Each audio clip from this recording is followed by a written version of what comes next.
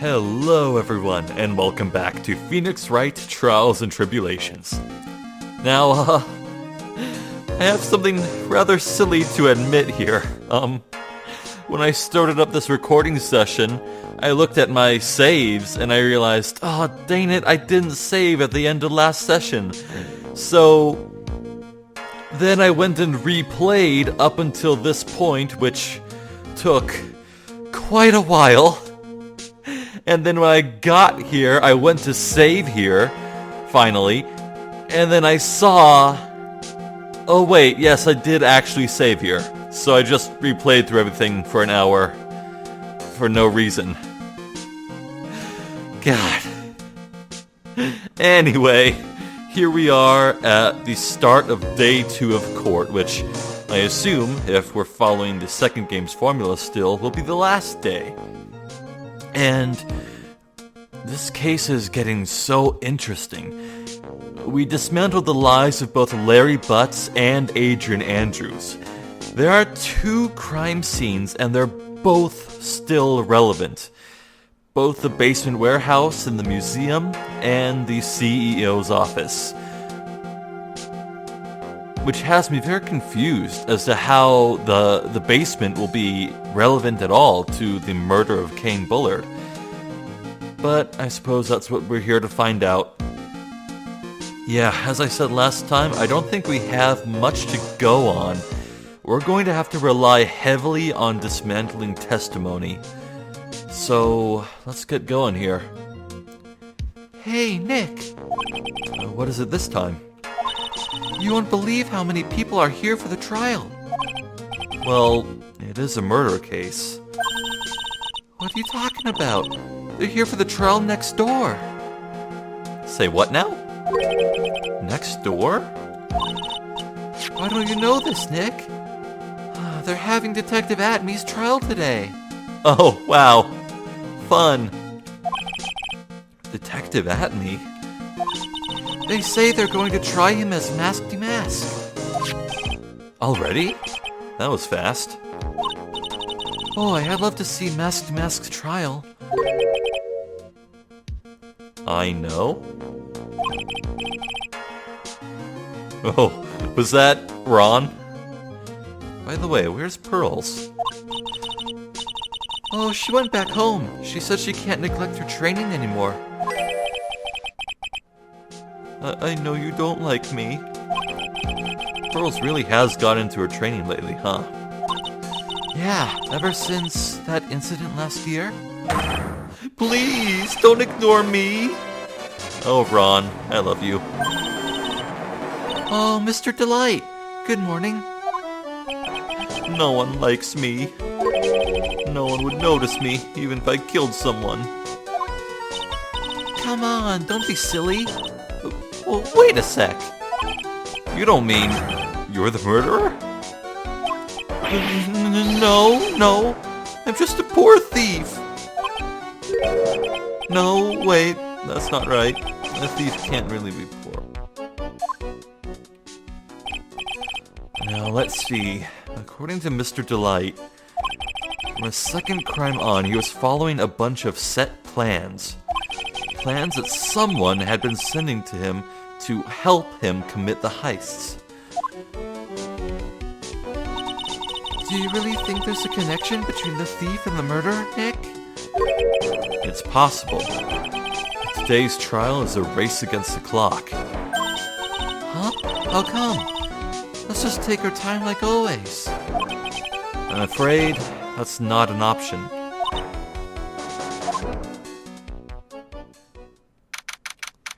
Oh, right.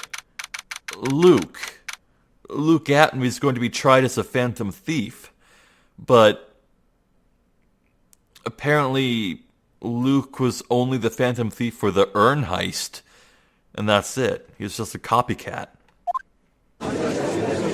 Hello, Godot. Court is now in session for the trial of Mr. Ron Delight. The defense is ready, Your Honor. You're ready? Preparation is the last refuge of the weak. Are you serious? Okay, settle down, everyone. Let's begin with your opening statement, Mr. Godot. He's got the judge in the palm of his hand. And again. Ron Delight is simply too young to be sent to war. That's all. I'm afraid I have no idea what that means, Mr. Godot. Ha! Then you need to get out more, Your Honor. Life is war. But that is exactly why you must be more precise in your wording. That's all my statement means. You understand now, right? Yes, well then, let me briefly summarize the details of this case. Wow. The judge is taking charge like he knows what's going on for a change. The victim is Kane Bullard, CEO of KB Security. His body was found in a safe at approximately 9 a.m. on the morning of the 13th. However, the time of death was estimated as 1 a.m. of the previous day. And that's when our little lost kitten dropped the ball. That little lost kitten is, of course, the defendant. Very well then, Mr. Godot. Please call your first witness. I never drink more than 17 cups of coffee during any given trial. 17?! But the first one is always the best. Mr. Godot, your witness. Okay then. Let's hear what the defendant, Mr. Ron Delight, has to say for himself. And the defendant? Well, Mr. Wright, does the defense have any objections? It may be a bit of a disadvantage having the defendant testify, but... I remember when Mia was defending me. She allowed me to testify so she could do the cross-examination. She put a lot of trust in me back then. We have no objections, Your Honor. The defense will allow Mr. Delight to testify. Good on you, Phoenix. Ha! You've got guts, Trite. All right then, Mr. Ron Delight, please take the stand.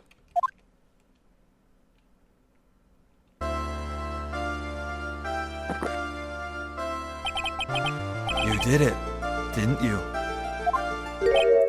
Yes. What? No. That's not true. For a moment there, I thought we'd set the record for the shortest trial ever. Well, Mr. Delight already looks plenty guilty with that face he's making. And once he opens his big mouth, he'll probably put the last nail in his own coffin. Ha! Very well. Now then, can you tell me something?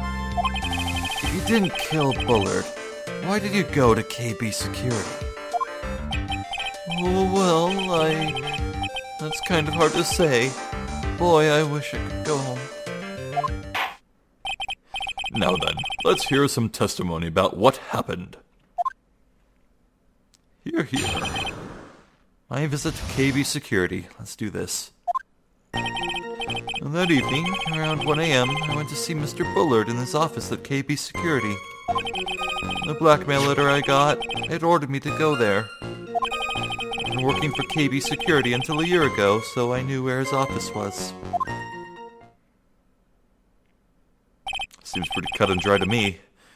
1 a.m., the exact time the murder took place. The weak get washed away by the tides of fate. The strong drink it up. Ha! It's bitter today, too. Just like my destiny. Godot, you edgelord, I love you. You'd never know from that way you never know that from the way he's chucking it down. Mr. Wright, your cross-examination, if you please. With pleasure. Okay. That evening, around 1 a.m., I went to see Mr. Bullard in his office at KB Security. 1 a.m., huh? You're absolutely sure about that? Yes, that's what my watch said when I was entering the CEO's office. Or, no. Actually, I'm not really sure. My watch was slow and my internal clock was also a bit... 1 a.m. That's the exact time the victim, Mr. Bullard, was murdered, correct? It's too late for a coffee date, that's for sure. The blackmail letter I got, it ordered me to go there. It ordered you there? It was the first time I'd gotten a blackmail letter that ordered me to go somewhere. Does that mean you've gotten other blackmail letters then? Oh, of course. They'd say things like, steal this or take that. Why don't you save those for later, Mr. Delight? Please don't say any more. Now, what should I do? Yeah, press harder. So what did the blackmail letter in question say? It said to bring $50,000. Money, eh? The perfect motive for committing murder. Oh, but wait! I never intended to pay that money anyway. Oh, is that alright? After all, he had nothing to hold over my head. I had nothing to be afraid of. An important point indeed. Witness, let's have that added to your testimony. Yes, sir. Ha! A muddy mud skipper in outer space has a better chance of surviving than I do. I feel like that's a Japanese idiom that didn't translate well. The blackmail threat didn't scare me. It wasn't going to cause me trouble or anything. Actually, Mr. Delight. Wait, what? What? Wait. But it says if you don't, I'll take that red diamond you received the other day instead. What?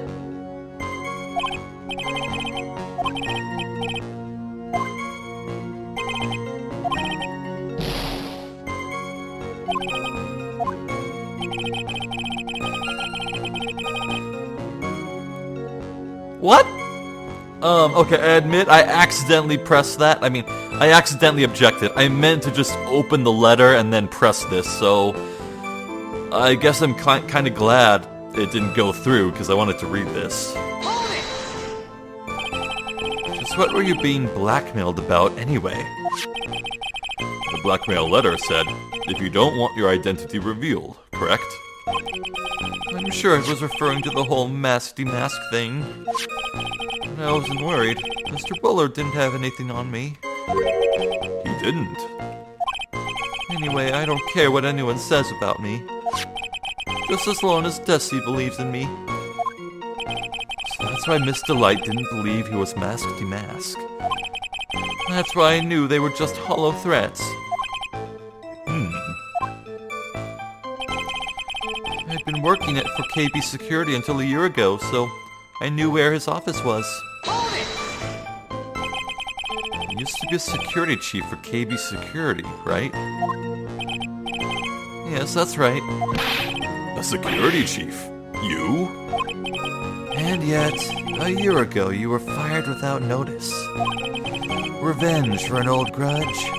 A perfect motive for murder, wouldn't you say? This isn't good. Maybe I should change the subject. Why were you fired? Mr. Delight, please tell us why you were fired from your job. Oh, well... The world is filled with those who have said, I wish I had never asked that. Okay, then I take it back. Defendant, please answer the question. I needed money. You needed money? Well, you see, Desi loves to spend it. It's kind of her hobby. Not exactly the best hobby in the world, huh, Nick? My salary wasn't nearly enough. So I stole data from the company. Come again? KB Security has a lot of security info on all sorts of companies. And since I was a security team chief, you stole some data and sold it. Mr. Bullard found out and I was fired immediately. What? I wish I had never asked that. I was somehow able to keep it secret and made it seem like I had quit on my own. What is it, Nick? You don't look so good. Someone who brings harm to their company is fired as punishment. You do well to remember that. He sure told you. So you admit that you stole data from your company, is that correct?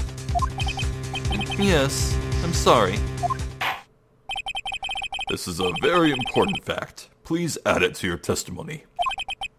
Oh man, this whole thing just took a big turn for the worse, crashed and blew up. It's gonna take the jaws of life to rip this case from the clutches of disaster.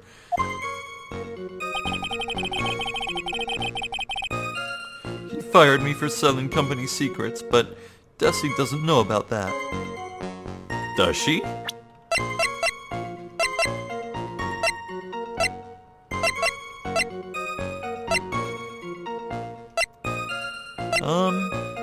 Huh.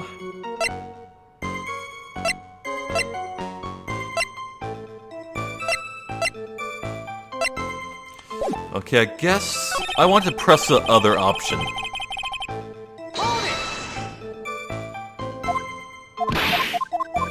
Let me just skip ahead here. Oh, it doesn't go back. Okay. Well, let's press this then. Why would you do something like that?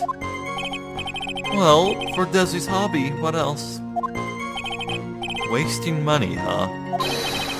It's not a waste! So Miss Delight doesn't know that her husband was fired, does she? So it would seem. I'm not sure what to think about couples who keep secrets like that from each other. Can't believe it. This case has gotten even Maya to think seriously about couples.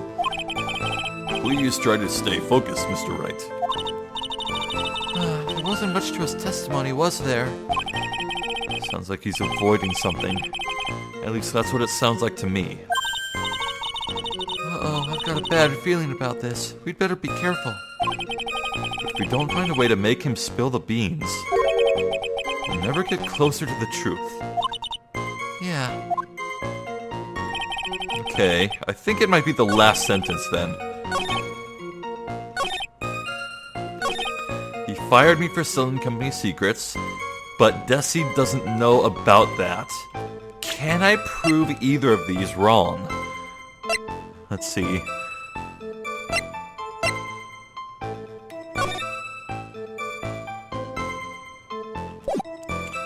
That's a calling card.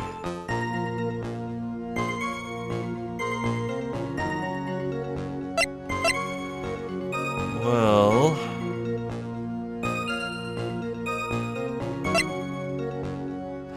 found in Ron's room. Maybe I could just put the blackmail letter here.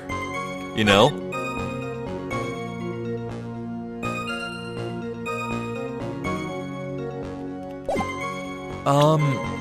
I mean, this was just laying there, right near Desiree. Surely she'd look at it, right? At some point? But it doesn't feel like concrete proof.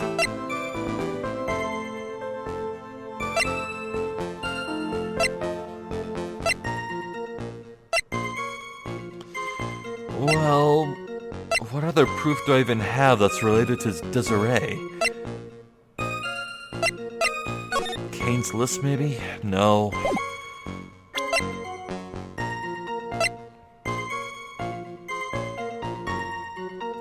From Demask's second heist on, he was stealing as directed by blackmail letters.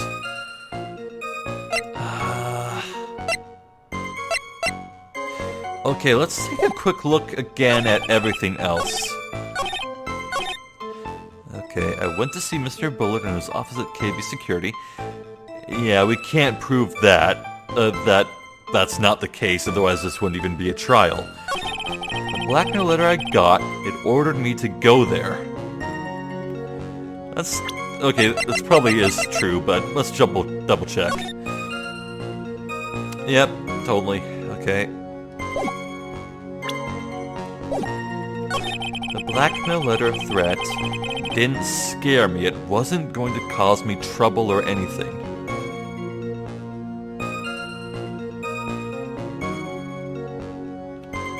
Now, the letter threatened to take the red diamond you received. That would cause him trouble on definition of not being able to pawn it and therefore afford Desiree's spending habits.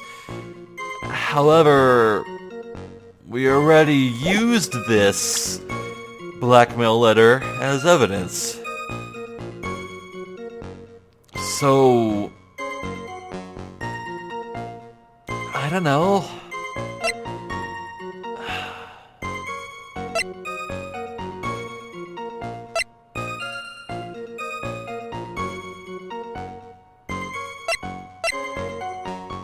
Well,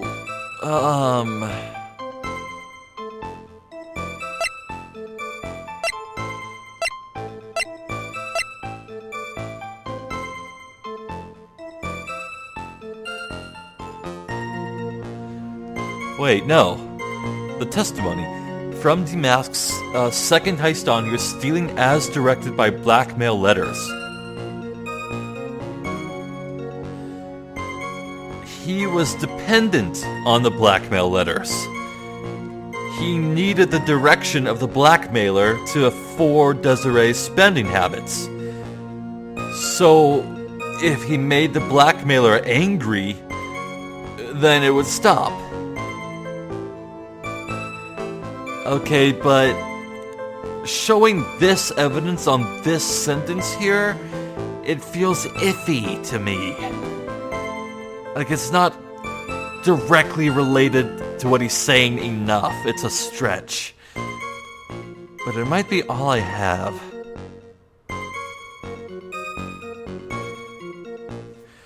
Maybe we could do that. Okay, I'm gonna try this, and if it doesn't work, I'll look it up. No, damn it.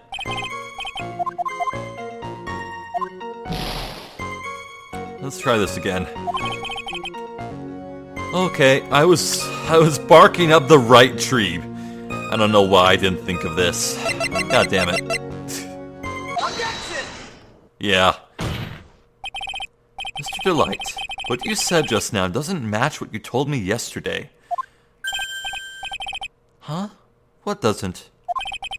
I think you must have been scared. Very scared. Of having a certain person find out your secret. Gulp. A certain person. Miss Desiree Delight, the defendant's wife. What? But I... Listen to me. My Desi, she's... Looks like if I just sit back and relax, the fun will end before it truly begins. Ah, Godot.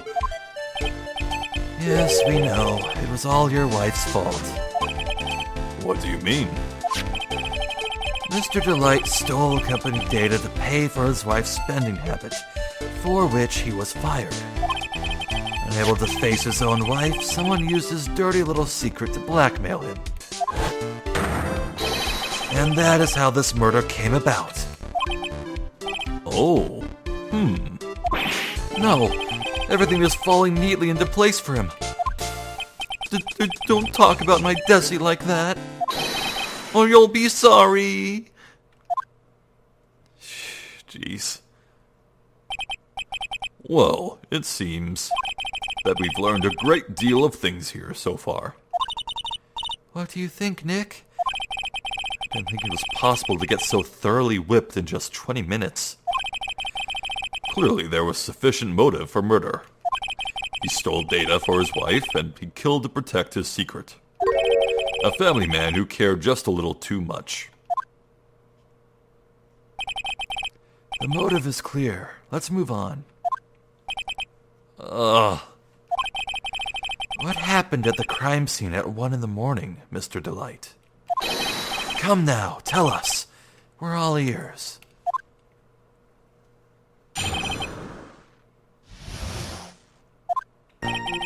When I entered the office, there was a suspicious shadow there. That looks like Luke at me. Suddenly, I was hit on the forehead. After that, I remember being a bit dazed. If I hadn't been wearing that, I would have been killed. Oh! He wore the mask. When I came to, Mr. Bullard was lying there, dead. I see. Suddenly hit on the forehead, huh? I believe the detective from yesterday provided similar testimony. He said that mask struck him on the head from behind. Of course, since Atney turned out to be the culprit himself, that was all a lie. Ha! No one's going to believe a pathetic lie like that. Oh, what are you saying? I really was attacked. We'll find out if what you say is true or not during the cross-examination. Got that, Mr. Trite? Don't go easy just because he's your client. If I see any sign that you are, I'll treat you to another cup of my special blend. You don't need to worry about that, Mr. Godot. I have faith in Ron. I know he didn't do it. We'll see about that. When I entered the office, there was a suspicious shadow there.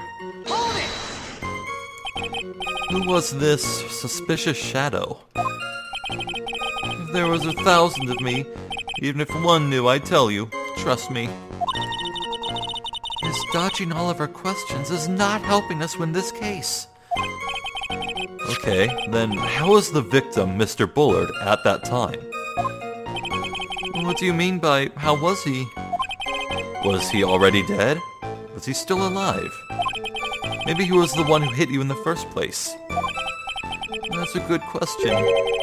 What do you think, Mr. Wright? Forget it. Suddenly, I was hit on the forehead. After that, I remember being a bit dazed. Your forehead? Yes, I was hit on the forehead as soon as I entered the room. It was an amazingly fast and powerful attack. Do you remember anything about who hit you? Well, like I said, it was a fast and powerful hit. So I think I was a little dazed for a while. I don't think Mr. Delight even grasped what you were asking. Yeah, I'd like to show him a fast and powerful attack myself. Maybe that would knock some sense back into him. If I hadn't been wearing that, I would have been killed. That? Could you please clarify what you're referring to?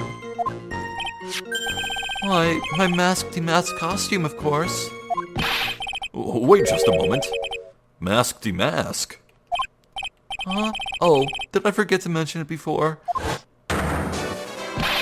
Just to be on the safe side, I dressed as mask-de-mask. And then I descended upon the office of the CEO of KB Security. What? Nick, did you know about this? He never told me this. I don't recall him ever mentioning it to me either. Even I didn't know that. It seems our little friend really loves to keep secrets. I'm sorry. I just never had a chance to mention it up until now. Wait. That's not right. You know how sometimes things just slip your mind? Ha! My 6th cup of coffee is staring up at me coldly. At any rate, we can't ignore this new piece of information. Witness, please correct your testimony. I'd have been killed if I hadn't been wearing my mask-de-mask costume. Why were you dressed up as Mask-de-Mask? Why, Because I'm masked mask, of course. Oh, what are you talking about? Masky Mask's trial is being held next door. Yes, I guess so.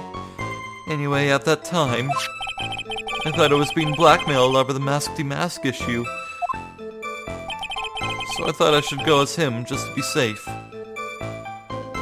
Oh, maybe Kane was blackmailing him about the security selling. Oh boy. Let me tell you, it's a real pain to move around with that cape. That's why it took a lot longer than I'd expected. Took a lot longer? What is he talking about? What do you mean by took a lot longer? Oh, opening the safe, of course. Oh. Here I thought he was talking about getting to the site, which might throw off the time relation of the murder.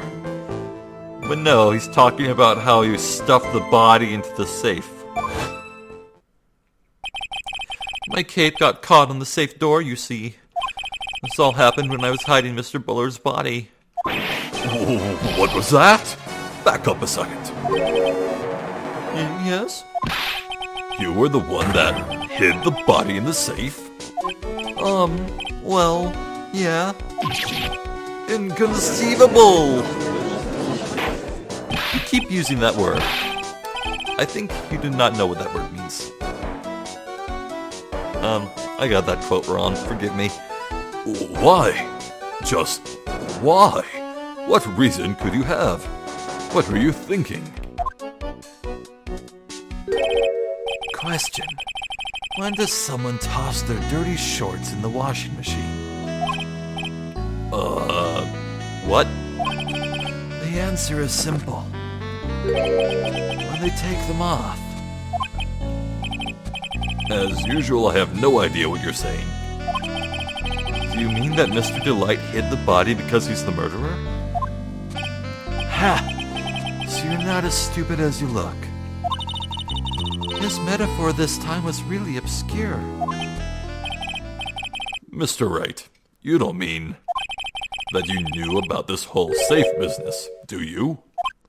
Well, yes. Why am I the only one not in the loop here? Good question, Judge. Witness, make sure you add this to the testimony. Yes, sir. Uh-oh. Looks like a storm front is moving in over the fair weather judge. I panicked and hid the body in the safe. It took about 10 minutes. Why did you hide the body in the safe anyway? Well, because it wouldn't fit in a drawer. That's not exactly what I meant. When I saw that corpse, I kind of lost it. I thought, if they find his corpse, they'll think I did it. Ha! I think you had a simpler reason than that. It's because you killed him. That's why you spent 10 minutes hiding the body. That certainly makes more sense. Hold on. 10 minutes? What is it, Nick? I just had a thought. Under those circumstances, would you normally try to hide the body? And spend 10 whole minutes to do it?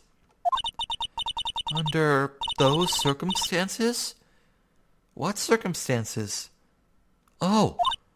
Hey, Nick, if you think his behavior was so strange, why don't you present some evidence that would show what those circumstances were? That's it. Take a close look at the court record and present some evidence. Okay. I have no idea what they're talking about.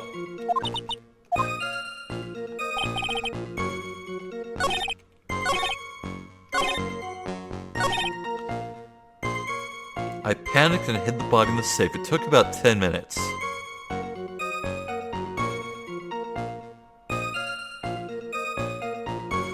Now, maybe it's getting at he would have destroyed evidence that would incriminate him, like the list, Kane's list, maybe.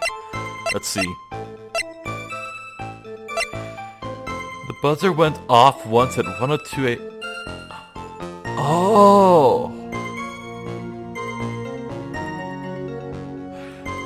Yeah, if the buzzer went off, then he wouldn't have... Yeah, the buzzer was going off at the time. You would have been trying to flee because people would be coming. You wouldn't know that Larry Butts was the laziest son of a gun in the world. Okay, I think it's this. Objection! Yeah. Your Honor, could you please take a look at this record? And what might this be? The record for the emergency buzzer that connects the CEO's office to security. If the button in the office is pressed, a security team is supposed to come running. And according to this record, the buzzer was pushed once at 1:02 a.m. What? If Mr. Ron Delight truly was the murderer, he would have ran as soon as that buzzer sounded. After all, the security guard would have been heading his way. Objection! Ha! Let's remember who we're dealing with here. Gosh, the voice for his objection is like nothing like the voice I'm giving him, but I might be biased, but I like my voice more. He probably had no idea there were security personnel in the building. Objection! Bullshit, he's a security chief. Up until 1 year ago, my client was working as a chief of security. There's no way he wouldn't have known about them. Objection! But, as it turns out, the guard never came. That was nothing more than a coincidence. The fact that the guard was a pathetic loser who had just gotten punched in the face by his ex's new boyfriend and wasn't anywhere in the vicinity was not something Mr. Delight could have known. I thought Phoenix was trailing off there because he realized he was being too mean to Larry, but no, he just leaned right into it, didn't he? Oh, Larry. Objection! Ha! Again, remember who we're dealing with here. It's a sure bet that Mr. Delight didn't even notice the buzzer going off. Objection! This buzzer is extremely loud. There is no way he could have ignored something like that. If he had been conscious, that is. Conscious? Conscious? What do you mean by that?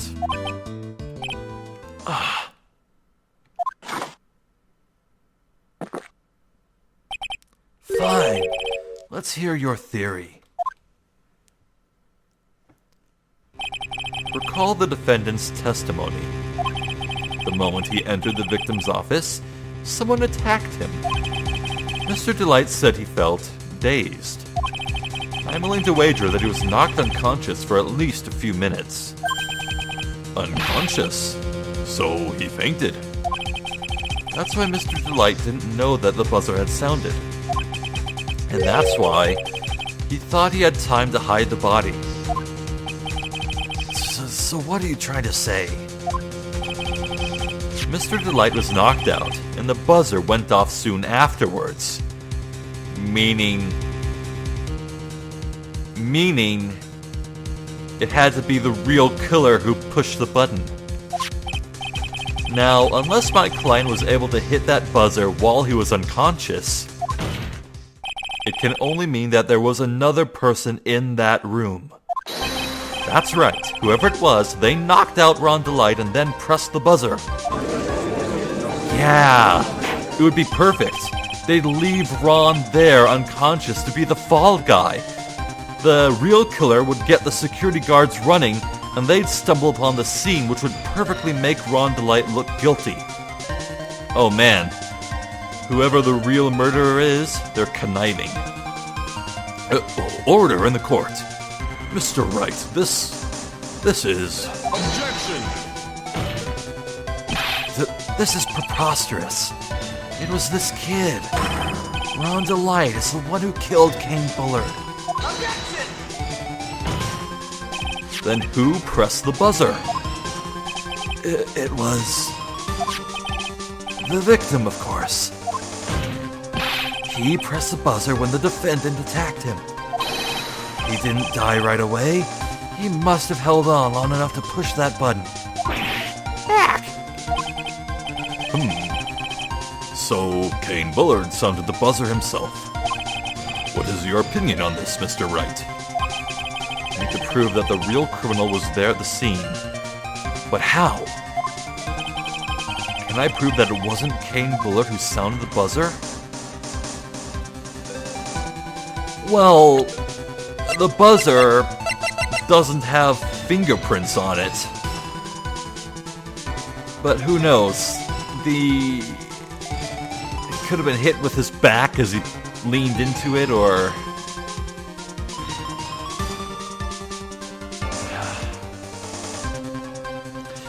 Okay, it wouldn't hurt to try. Alright?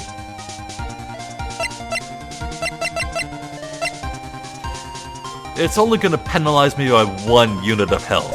I want to try it. The defense's opinion is this, Your Honor. This piece of evidence proves that it wasn't the victim who sounded the buzzer.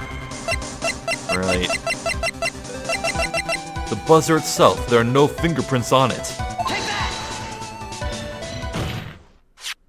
I believe this is the piece of incontrovertible evidence you were looking for. Incontrovertible? I never heard that word. The emergency buzzer. Is there some kind of clue on it? Absolutely not. Hey, come on now. At least give some thought to what you say before opening your mouth. The fact that there are absolutely no clues is itself the clue. Now I'm the one who's clueless. This button has no fingerprints on it. If Mr. Bullard had really pressed it himself, naturally he would have left his fingerprints behind. Okay, I don't want to really spit a raspberry because I have my monitor and microphone right in front of me. Ron Delight obviously wiped them off. Why would he? A guard could have come in at any moment. He touched that button. I know he did. The defendant, Mr. Delight, was dressed as Mask DeMask. And Mask DeMask always wears gloves. What reason could he possibly have had to wipe the button free of fingerprints? Order, order, order. Ha! It would seem I've been forced to eat crow. I wonder what blend number crow-flavored coffee is. However, if the real killer was there at the scene, why would that person press the emergency buzzer? Shouldn't they have run away without putting themselves in extra danger? I know why. What's with all this awkward silence all of a sudden? Ha! It looks like you're fresh out of parlor tricks. They're on to you, Nick. Just give me a minute to collect my thoughts. The real culprit killed Mr. Bullard at around 1 a.m. Mr. Delight just happened to waltz in when the murder was taking place, right? Oh, no, that's Maya. Whoops. The killer clobbered Mr. Delight and then sounded the buzzer. Even though security was supposed to respond right away if the buzzer was pressed. Security was supposed to respond. Huh. Time's up, Mr. Wright. Let's hear what you have to say. Very well then. Oh ho! You've got some guts. I like that in an opponent. Why did the real killer sound the emergency buzzer? To call the security guard. To find out what it did. No, that's something Maya would do. The killer knew that if they pressed that button, a guard would come running. And that was exactly what they wanted. Do you mean to say the killer called the guard on purpose? Yes. Although, as it turned out, he never showed up. Because he was getting his clock cleaned at the time. Ha! What a touching story. You're saying the killer had a change of heart and called the guard to turn himself in? No, I'm not. When that buzzer sounded, there were 3 people in that office. The victim, Kane Bullard, who was already dead. The defendant, Ron Delight, who was out cold. And the third person, the real killer. Hypothetically, yes. Now then, in this situation, if the real killer made an escape, what would happen? The only ones left in the room would be the victim and Ron Delight. And if any security guards came running in at that time, they would think that I was the murderer. Yes, that was precisely the real killer's objective. To frame Ron Delight for the murder.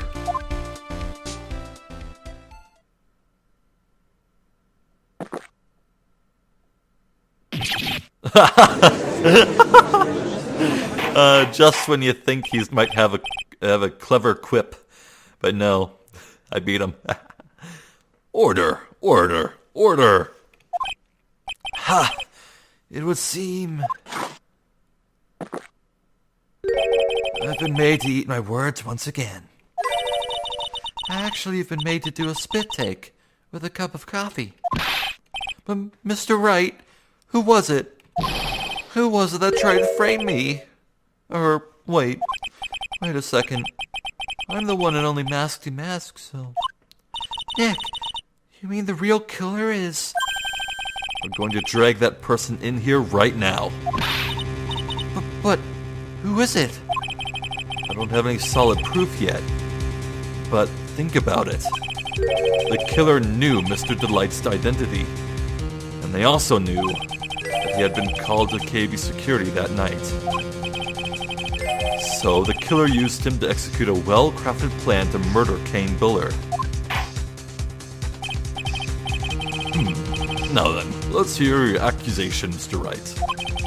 Who was it that framed Mr. Ron Delight for the murder of Kane Bullard?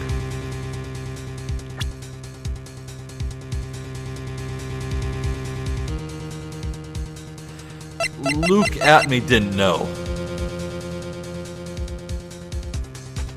Luke at me didn't know.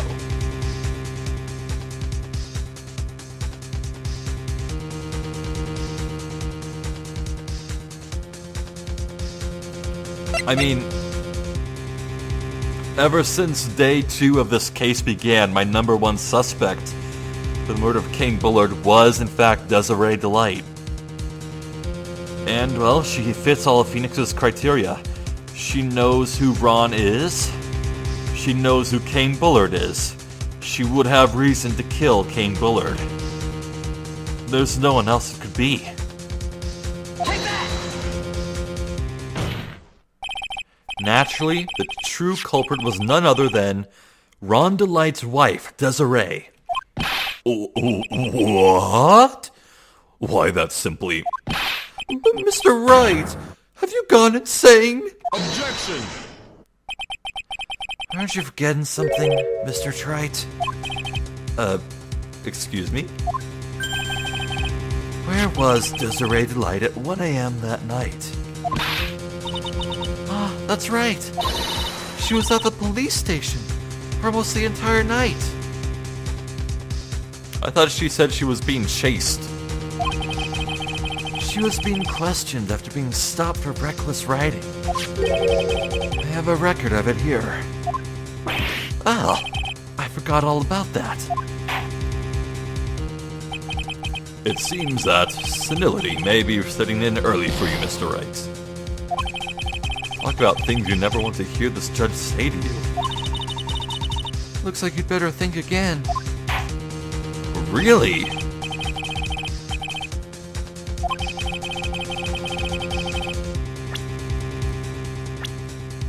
Who else could it be? I guess surely not these 5.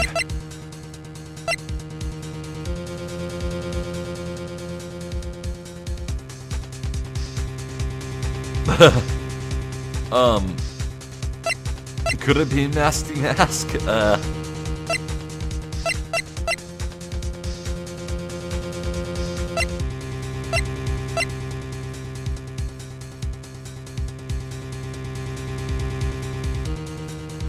Can't be Kane Bullard, that'd be too stupid. I guess Luke at me is the only viable option, but I could have sworn he didn't know who Masky Mask was.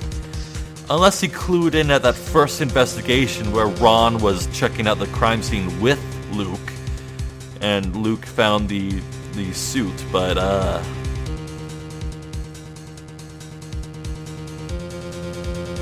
you know what? This is really tough. I don't know who it is. I can't think this through. I'm gonna look it up. Okay, my second hunch was correct. It is in fact Luke at me. Take that! Detective Luke at me. He's the only one who could have done it. It's Detective Luke at me? You mean Masky Mask did it? Your Honor, the person being tried in the court next to us is not Masky Mask at all. He is, in actuality, the true murderer of Kane Bullard. Order! Order! Mr. Wright, explain yourself. Theft and murder. Which is the more serious crime? They're not even close. Murder is the more serious crime, of course. It's a capital crime subject to a capital punishment. Please remember the trial from yesterday, if you would. When Luke at me confessed, there was a huge commotion in the courtroom. Of course, a famous detective was unmasked as Masky Mask. Instead of being convicted of murder, he was found guilty of grand larceny. That was his true objective all along. To be found guilty. Masky Mask had the perfect alibi for when the murder took place. He was stealing the urn at Lordly Taylor. In other words, being found guilty as Masky Mask was Luke Hatton's airtight, watertight, and unassailable alibi. A guilty verdict. As an alibi.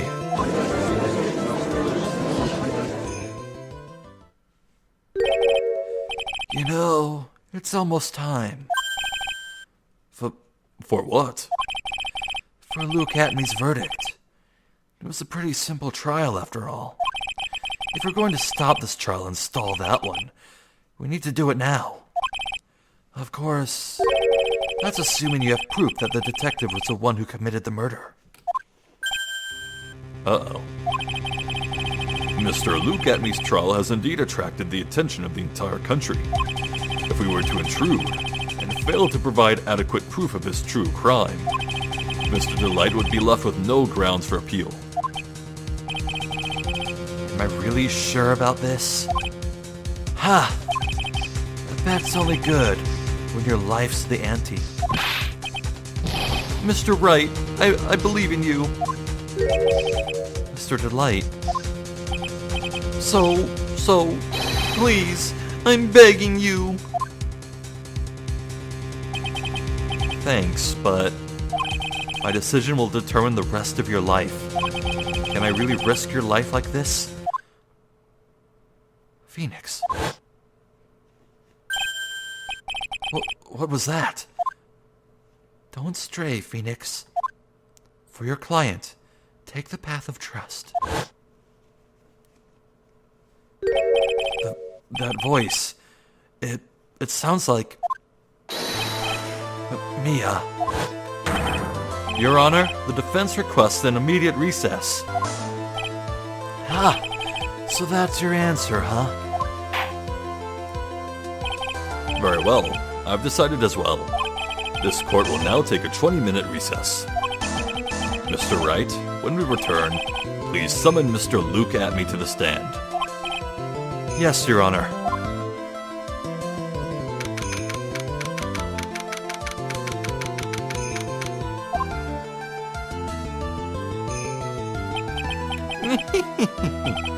Well, Sir Detective Atme? Oh god, wait. It's Winston Payne and Luke Atme in the same room, but I gave them the same voice. Oh well, let's just roll with it.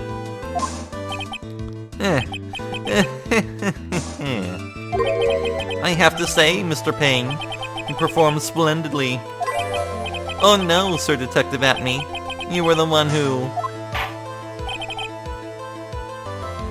Oh my god, as a second judge.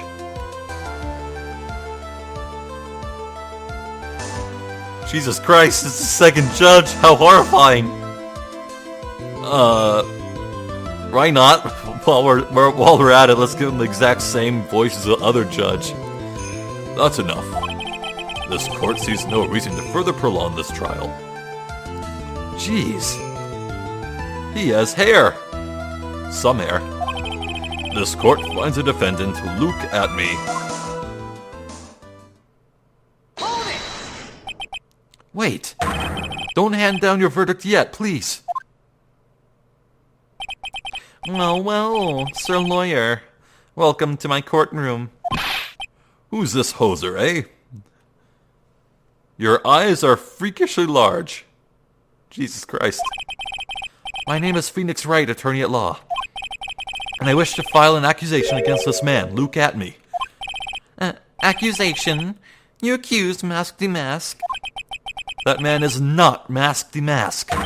He's just a ruthless murderer. What?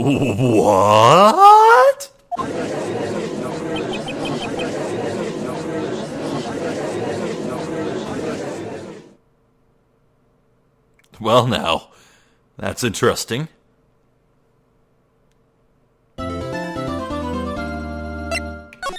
Don't worry, I'll save after the video ends. I promise.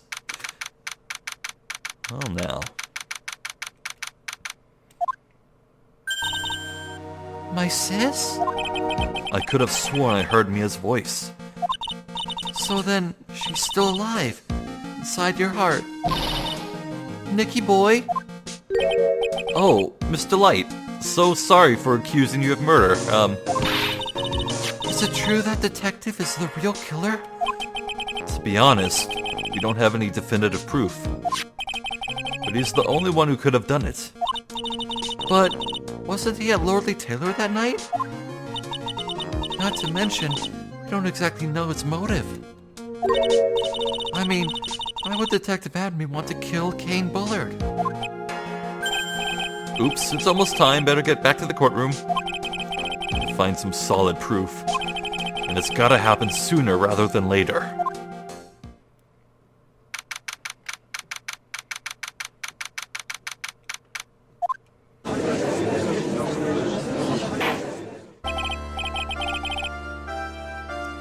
Okay, I think I should end it here. Well. I think that this case might not be as cut and dry as I thought it might be. If it's true that Luke Atme found a guilty verdict for theft as an alibi, then he's way better at this sort of thing than I gave him credit for. Yeah, after all, it did feel suspiciously easy getting that verdict handed down on him. It's...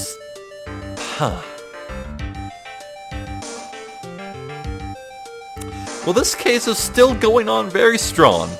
I'm really happy about that. I suppose now with Luke Atme taking the stand, we'll have to deconstruct his apparent role at Lordly Taylor.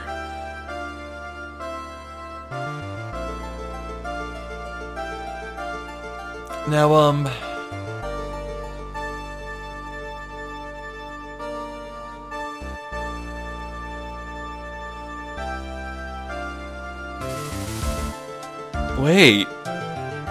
Wait, I have... Hold on. Now, I was actually thinking about this earlier, but I didn't find a place to really bring it up.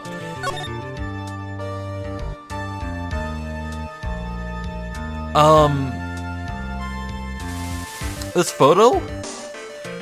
This was taken on the night of the murder and the heist. But, yeah, this is just before 1 a.m. It says it's 58 minutes into midnight.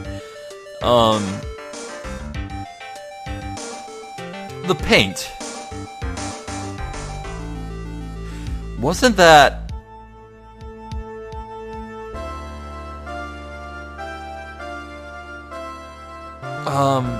I forget the exact context, but shouldn't that have been different by the time of the murder?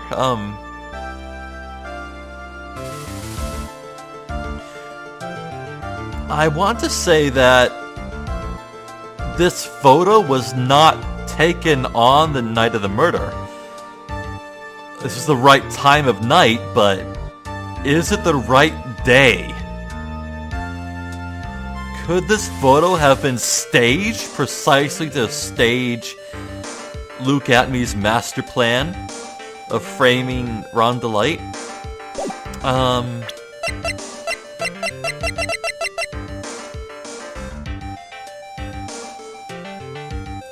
Yeah, broken and repaired by Adrian 2 weeks ago.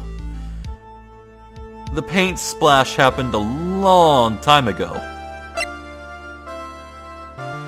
When Adrian dropped the urn's box 2 weeks ago, she also knocked off some paint.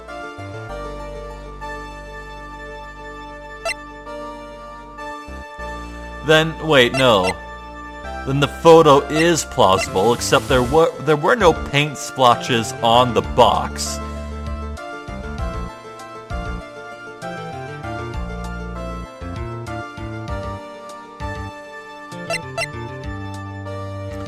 Although, when Luke Atmey sent the calling card at the time of the vase breaking, it says, "Take good care of the speckled urn," which means he knew it was covered in paint.